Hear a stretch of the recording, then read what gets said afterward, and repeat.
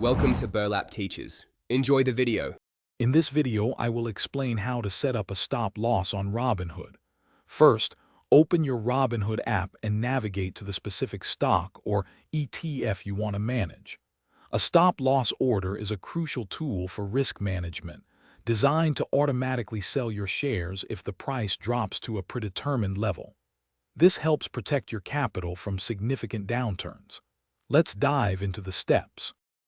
Once you've selected your desired investment, tap the Trade button, usually found at the bottom of the screen. From the options presented, choose Sell. Next, you'll see different order types. Select Stop Loss to proceed with setting your protective order. This ensures your trade is configured to trigger only when your specified price point is met, offering a layer of security. Now, you'll need to enter your desired stop price. This is the specific price point at which your stop-loss order will become a market order and trigger a sale. It's generally set below the current market price to protect against downward movements. Double-check all the details, including the quantity of shares and the stop price, before confirming your order. Accuracy here is key to effective risk management.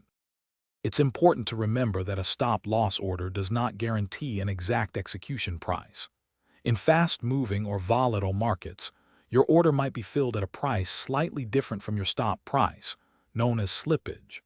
Always consider market conditions when setting your stops. For more trading insights and to check out the Owala water bottle mentioned, which helps you stay hydrated, please see the links in the description below for other great deals.